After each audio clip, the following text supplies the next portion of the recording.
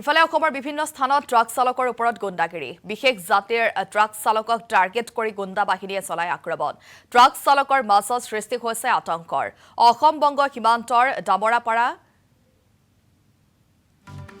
হিমুলতাপুৰ পৰা মভৰ্তি দুখন ট্ৰাক গুৱাহাটীলৈ গৈ আছিল আৰু বাইহাটা চাৰিআলিত গোনা মহ কঢ়িয়াই অনা দুখন ট্ৰাকৰ চালকক নিৰ্যাতন এডাল উদণ্ড যুৱকে এটা হিন্দু সংগঠনৰ নাম লৈ ট্ৰাক দুখন ৰখাই চালকক কৰে অত্যাচাৰ মনছেৰ আলী শ্বেখ আৰু আনছেৰ আলী শ্বেখ নামৰ চালক দুজনক লাঠিৰে কোবাই গুৰুতৰভাৱে আহত কৰে লগতে গাড়ীত থকা 2 লাখ টকা লুট কৰি নিয়ে আহত চালকজনে বিষয়টো ট্ৰাকৰ গৰাকীক অৱগত কৰে ট্ৰাকৰ মালিকে আৰক্ষীক অৱগত কৰাত আৰক্ষী ঘটনাস্থলীত উপস্থিত হয় দুৰ্বৃত্তৰ কবলৰ পৰা আহত চালকদ্বয়ক উদ্ধাৰ কৰে আৰক্ষীয়ে যদিও ট্ৰাক চালকৰ ওপৰত আক্ৰমণ চলোৱাসকলক কৰায়ত্ব নকৰে আৰু এই সন্দৰ্ভত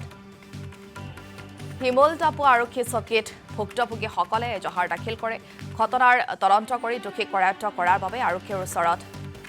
আবেদন জনায় আৰু উদণ্ড যুৱকৰ দলে চালকদ্বয়ক মাৰপিট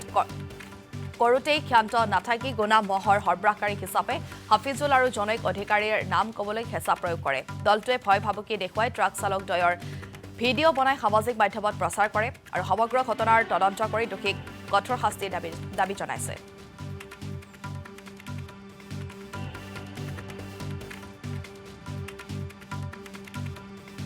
আমি যাই আছিলোঁ মোৰ গাড়ী লৈ শ্ৰীৰামপুৰৰ পৰা যাই পেলাই মানে আমি গোটাবেলা ৰাস্তা যোৱাৰ পিছত মানে যেতিয়া বাইহাটা চাৰিআলি পালোঁ বাইহাটা চাৰিআলি পোৱাৰ পিছত আমাৰ আগত এটা গাড়ী ৰখিলে আৰু এটা ট্ৰেইলাৰ দি ৰাস্তা ব্লক কৰি দিয়ে হাত দিলে আমি ৰখি দিলোঁ আমি ৰখাৰ পিছত মানে আমাক গাড়ী হিচৰাই নামাই দিলে আমাক যিহেতু মাৰপিট কৰাটো কৰিছিল আৰু মানে আমাৰ গাড়ীত 2 লাখ টকা আছিল দুটা গাড়ী 2 লাখ টকাটো লৈ পেলাই মানে হাফিজুল আৰু এই কিবা অধিকাৰী নাম আছে তেখেতৰ নামটো মানে আমাক নক'লে বোলে আৰু ক'ম বুলি ক'ব লাগিব তেখেতৰ নিউজ বনাব লাগে